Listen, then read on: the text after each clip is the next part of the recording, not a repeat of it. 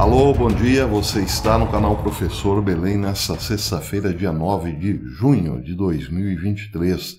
Sejam todos bem-vindos.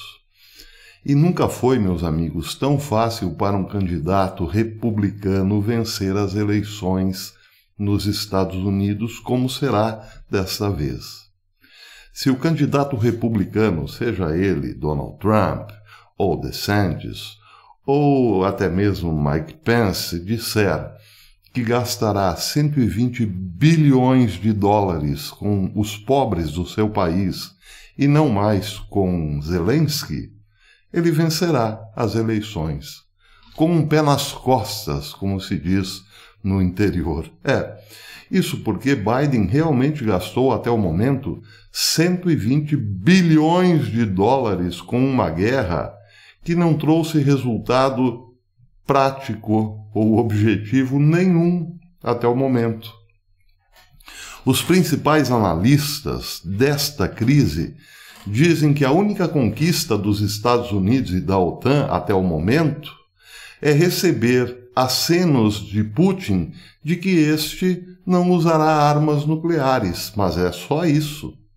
No mais, a crise dos 120 bilhões de dólares jogadas num ralo sem fundo refletiu na Europa, que passou a racionar gasolina, combustíveis, teve empresas quebrando e outras fugindo para os Estados Unidos, e ainda o espectro do frio, do congelamento, porque sem gás a Europa não poderá aquecer os seus lares durante frios rigorosos dos próximos invernos. De prático mesmo, uma ação terrorista da OTAN que explodiu o Nord Stream, que leva o gás para a Europa. Bem, entre outras coisas, de prático também é que muita gente começou a colocar rios de dinheiro em offshores, em paraísos fiscais, principalmente os corruptos do governo Biden junto com os corruptos da Ucrânia. É muito dinheiro. É dinheiro sem fim. Para quê exatamente? Para nada. Bem, o último nada do momento é a explosão dessa barragem que vocês estão vendo, que foi parcialmente destruída na última terça-feira. Bem, depois da explosão da barragem, começou a guerra de palavras entre Ocidente e Oriente. O Ocidente, a mídia ocidental, diz que é culpa de Vladimir Putin.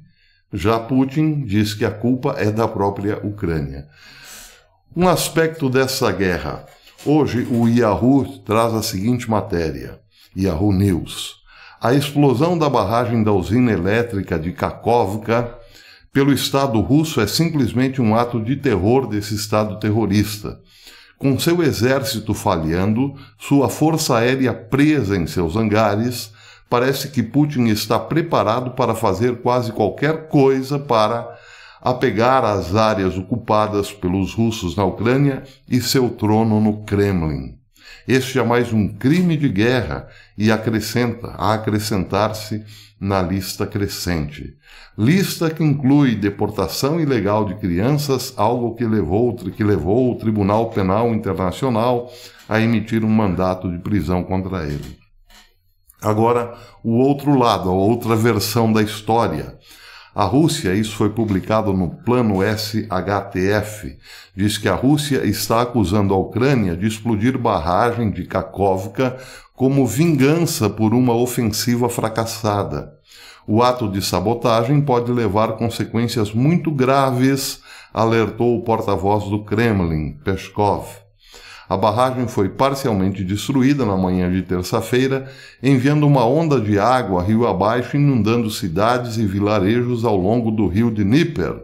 Mais de 1.300 pessoas foram evacuadas após o rompimento da barragem.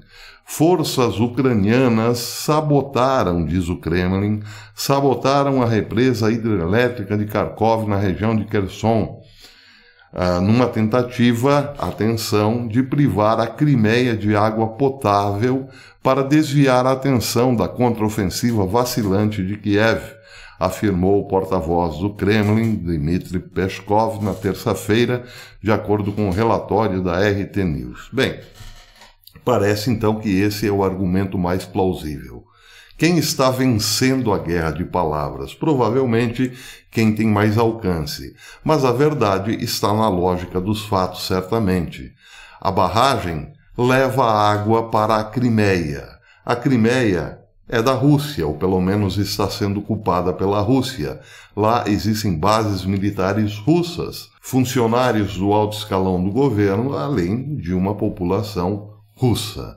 Vladimir Putin seria, digamos assim, tão desastrado a ponto de privar o seu próprio povo e as suas forças militares de água potável? Muito bem, o outro aspecto desta guerra inútil é justamente esse: forçar a Rússia a uma ação deslocada, forçar a Rússia a apertar o botão das armas nucleares, porque à OTAN e aos Estados Unidos efetivamente não resta nada além de despejar dinheiro, provocar e esperar uma ação forte da Rússia, porque conquista mesmo, até o momento, nenhuma. A Ucrânia não expulsou os russos de seu território, não recuperou as suas cidades, apesar de a mídia ocidental fazer questão de dizer o tempo todo que a Rússia, coitada, está pelas últimas. 120 bilhões de dólares jogados no lixo, sem nenhum efeito prático. E agora espera-se que as provocações aumentem, mas que Vladimir Putin continua dizendo: eu não apertarei o botão nuclear. Muito bem, outra notícia importante. Essa não é uma notícia propriamente, mas uma reflexão de alguém que entende do riscado. Trata-se do poder do BRICS, do BRICS+, não do BRICS, do BRICS+, que vem por aí. Dia desses, depois de muitos e muitos meses, eu me aventurei a ouvir um pouco os comentários de um programa jornalístico muito famoso aqui no YouTube, pelo menos foi muito famoso o ano passado, de uma jovem, porém poderosa emissora. No programa, cujos pingos estavam, digamos assim, um tanto quanto descentrados do seu eixo, ouvi de um comentarista o seguinte: é ilusão, é bobagem pensar que esses países poderão fazer frente ao dólar. O dólar é a reserva mundial, não tem como ir contra isso. Nada poderá destruir este sistema. Sim, o dólar não é uma moeda, é um sistema. Bem, pensei com os meus botões. Parece que esse jornalista continua desatualizado. Bem, mas por que eu trago isso à tona hoje? Porque é exatamente essa reflexão deste senhor que vocês estão vendo, James Rickards. Quem é James Rickards? Ele é um advogado, economista, banqueiro de investimentos americanos com 40 anos de experiência trabalhando em mercados de capital em Wall Street. Ele foi o principal negociador do resgate da Long Term Capital Management, LP, pelo Federal Reserve dos Estados Unidos em 1998. Seus clientes incluem investidores institucionais e diretores governamentais. Seu trabalho é regularmente apresentado no Financial Times, no New York Times, no Telegraph, no Washington Post, e ele é também frequentemente convidado da BBC, da Irish National Radio, da CNN, NPR, CNBC, Bloomberg, Fox, The Wall Street Journal. Ele também contribuiu como consultor em mercados de capitais para a comunidade de inteligência dos Estados Unidos e no gabinete do secretário de Defesa no Pentágono. É também um autor de vários livros. Seu último livro foi publicado em 2021, cujo título é A Nova Grande Depressão. Bem, James Rickards, portanto, não é nenhum neófito em termos de economia, estratégia, sistemas monetários e assim por diante. Pois bem, ele fez hoje uma grande reflexão no Daily Reckoning, dizendo o seguinte, falando sobre o BRICS+, e por que o mundo deve se preocupar com o BRICS+, ou melhor, Estados Unidos, Oceania, Europa. Entre outras coisas, ele diz o seguinte, o desenvolvimento mais importante no sistema BRICS, ele usa o termo sistema, diz respeito à expansão do número de membros do BRICS. Isso levou à adoção informal do nome BRICS+, para uma organização, refletindo uma organização expandida. Atualmente, 8 nações solicitaram formalmente adesão e outras 17 manifestaram interesse em ingressar no BRICS+. 8 candidatos formais são, prestem atenção, Argélia, Argentina, Bahrein, Egito, Indonésia, Irã, Arábia Saudita, que é simplesmente o maior produtor de petróleo do mundo, e Emirados Árabes Unidos. Os 17 países que manifestaram interesse em entrar são Afeganistão, Bangladesh, Belarus, Cazaquistão, México, Nicarágua, Nigéria, Paquistão, Senegal, Sudão, Síria, Tailândia, Tunísia, Turquia, Uruguai, Venezuela e Zimbábue. Bem, agora vem então uma consideração importante a partir dessa possibilidade de formação. Há mais nessa lista do que apenas aumentar o número de funcionários em futuras reuniões, diz ele. Se a Arábia Saudita e a Rússia são membros, você tem 2 dos 3 maiores produtores de energia do mundo sob a mesma tenda, já que os Estados Unidos é o outro grande produtor. Se a Rússia, China e Brasil, mas também a Índia, forem todos membros, você tem 4 dos 7 maiores países do mundo, medidos por massa de terra, possuindo 30% da superfície seca da terra e recursos naturais relacionados. Quase 50% da produção mundial de trigo e arroz, bem como 15% das reservas mundiais de ouro, estão no BRICS. Enquanto isso, China, Índia, Brasil e Rússia são 4 dos 9 países de maior população do planeta, com uma população combinada de 3,2 bilhões de pessoas, ou 40% da população da Terra.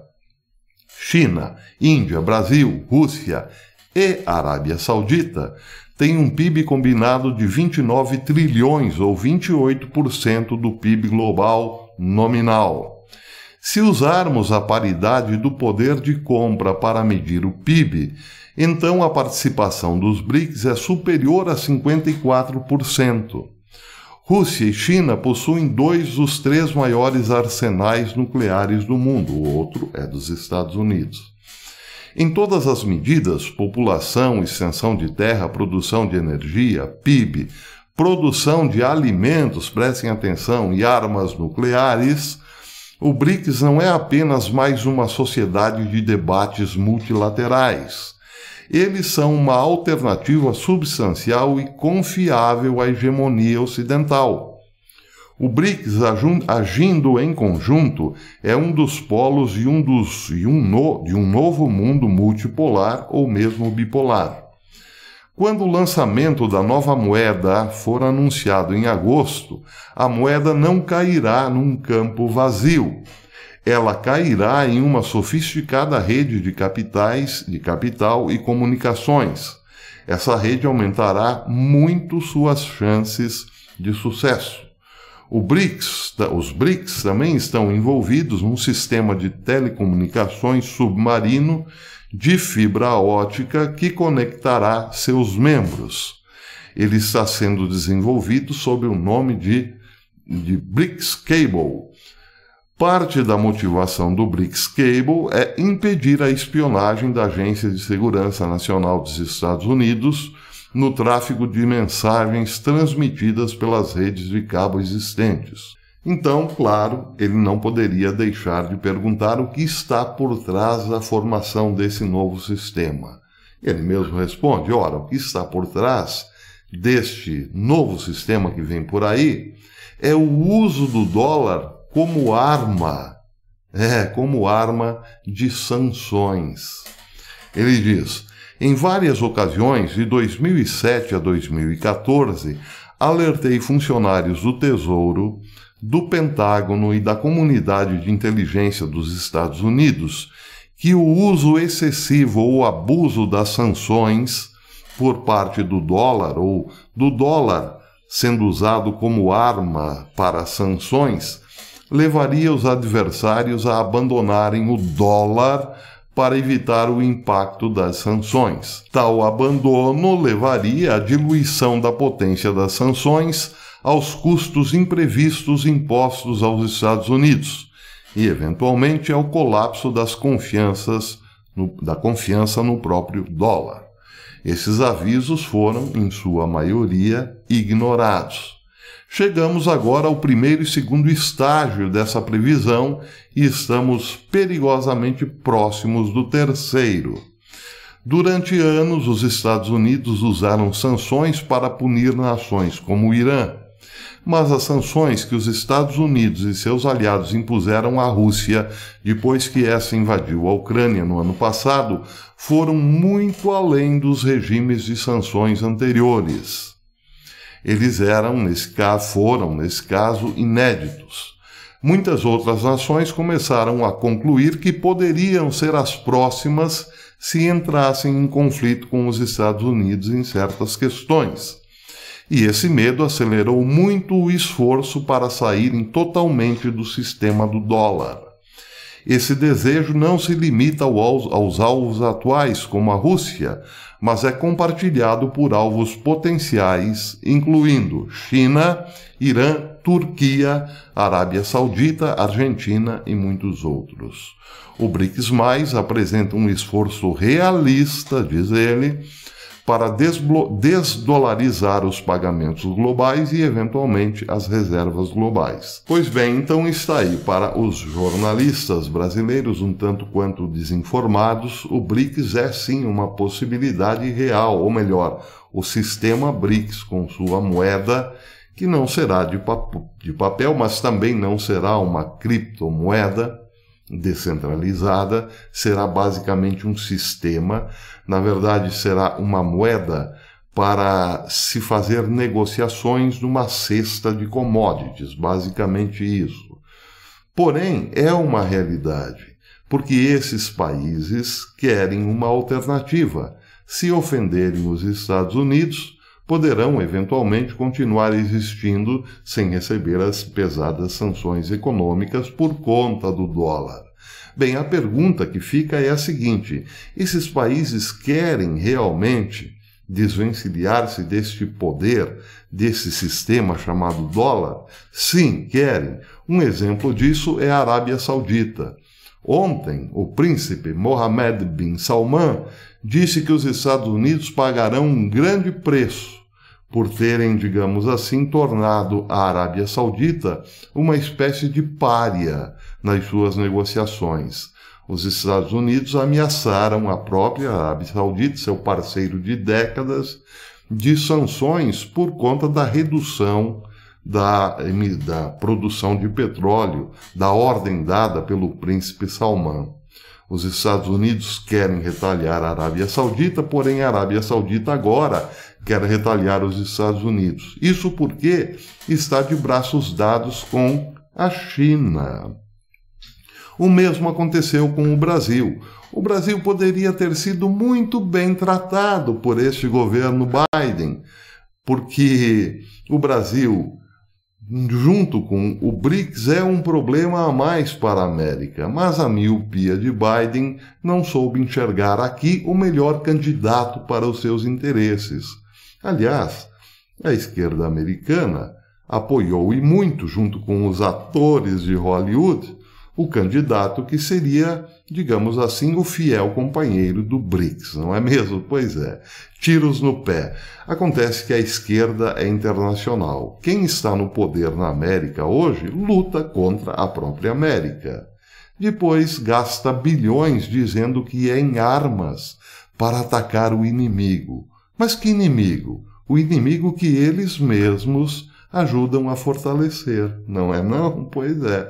Dá para entender esta loucura? Sim, dá para entender essa loucura, mas com uma boa dose de loucura também.